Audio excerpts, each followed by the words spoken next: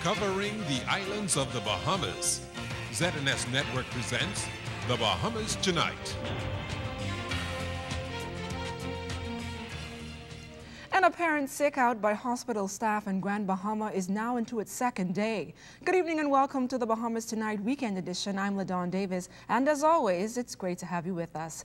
The medical services at the Rand Memorial Hospital were hit by a massive sick out yesterday. At least 30 members of staff have not reported to work due to outstanding unresolved issues.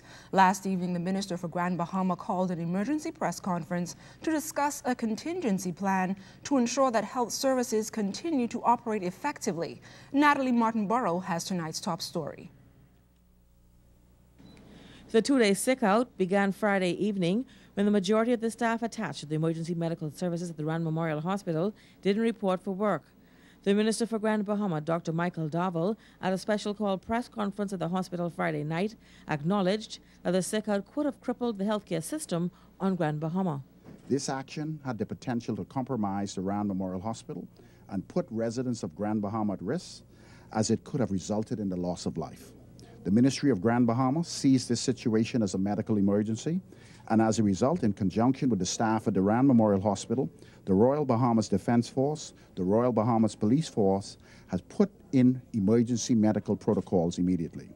This will ensure the safety of all residents from east to west Grand Bahama should an emergency medical situation arise. Despite the apparent sick-out on Friday night, the emergency medical services was up and fully functioning. A team of EMS personnel out of New Providence was called in to assist, as well as police and defense force officers. As part of the protocol, the Royal Bahamas Police Force, as well as the defense force, is called in the event that there's any further industrial dispute. We will have the necessary staff from the government in place to ensure that our emergency medical services continue to operate efficiently. I would like to assure the residents of Grand Bahama that at no time the medical services at the Rand Memorial Hospital Accident Emergency Department was ever compromised. And this government will take every step necessary to ensure the safety of all residents of Grand Bahama, presently and in the future. The frustrated EMS workers reportedly staged a sick-out in response to several unresolved issues, including alleged health concerns, lack of emergency medical vehicles, and a general lack of respect from management. Dr. Davil said the Ministers of Health and Labour are now fully involved. Their concerns is legitimate. We have an issue with the way how the situation is presently being handled.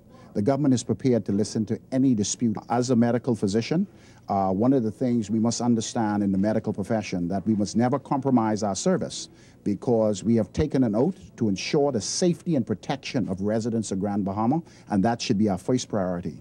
As a physician, I live up to that oath, and I am prepared to assist in this situation if needed as well. Natalie Martin-Burrow, ZNS News. Managing Director for the Public Hospitals Authority, Herbert Brown, traveled to Grand Bahama today to address the matter. Following his initial assessment, Brown and managers of various departments at the hospital spoke to the media. Megan Shepard has the details. Managing Director with the Public Hospital Authority, Herbert Brown, says there are several issues at the core of the sick-out, including the claim of insufficient emergency vehicles. Brown says the PHA can confirm that 5 new state-of-the-art vehicles will arrive during the first week of November. Grand Bahama, the community of Grand Bahama might recall that earlier this year, the Public Hospitals Authority announced that it would purchase 5 new ambulances, one of which was designated for Grand Bahama.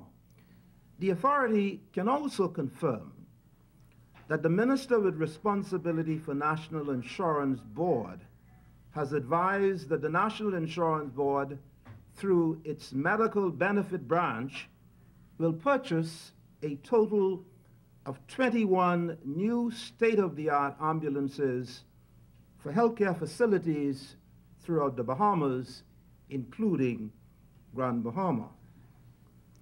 8 of those vehicles are earmarked, as I said, for Grand Bahama.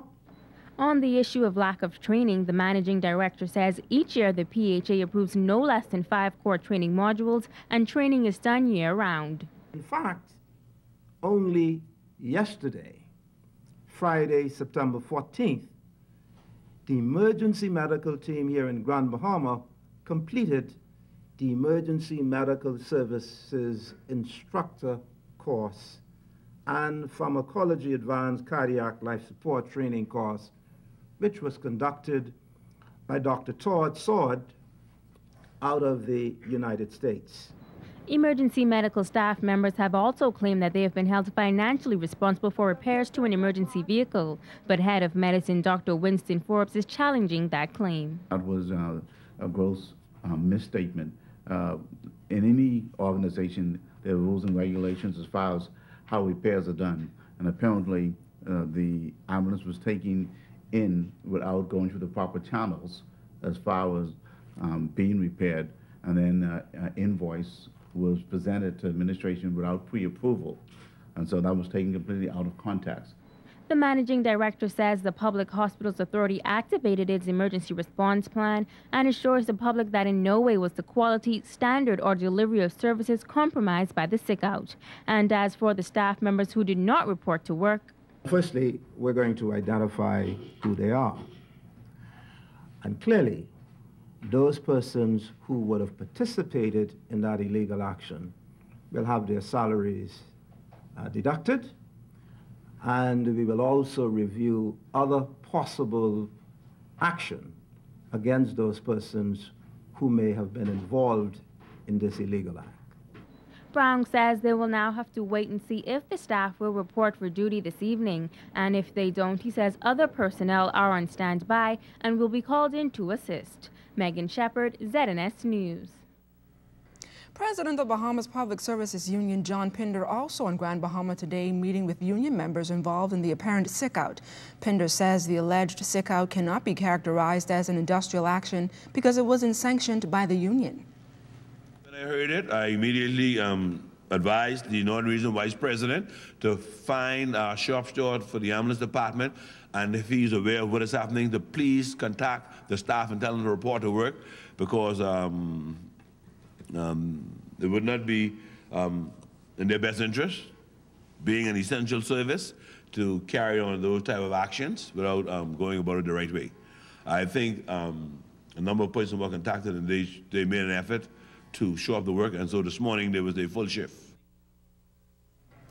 Pinder says he has been in several meetings today with officials of the Public Hospitals Authority who are adamant that penalties must be levied against those persons involved in the apparent action. But the BPSU leader says his union is pleading for leniency on this issue. They'll have to refer to our industrial agreement, and where major breaches occurs, the employer has the right to suspend up to 10 days without pay, depending on the seriousness of the major breach. In some cases, they can even terminate. We don't see this reaching the point where the subordinate staff reaches any level of termination. So we're certainly doing our best to negotiate that on their behalf. But I want to advise Bahamians, especially those who are part of a trade union movement, if you have problems in the workplace, please allow your union to deal with your grievances. Do not take it upon yourself to deal with any grievances. A man struck from his bicycle during the early morning hours here in New Providence has died. Initial reports indicate that the victim was riding a bicycle west along Tony Williams-Darling Highway in the area of Workers House around 4:25 this morning when he was struck by a Ford Mustang. He was taken to hospital where he succumbed to his injuries. Meantime, police are encouraging members of the public who cycle during the night time to wear reflective clothing. These include jackets, vests, or pants, which could increase visibility to the motoring public. Individuals should also ensure their bikes are outfitted with functional head and rear lights. Police also wish to remind members of the public that failing to remain at the scene of an accident is an offense which carries a fine of no less than $500 and no more than $1,000. Investigations continue. A teenager is still listed in serious condition after he was stabbed overnight. Police say the 13-year-old boy apparently got into an altercation with a male around 11:30 last night and was subsequently stabbed multiple times. The victim was taken to hospital where he is detained in serious condition. Police are following some significant leads into this latest incident.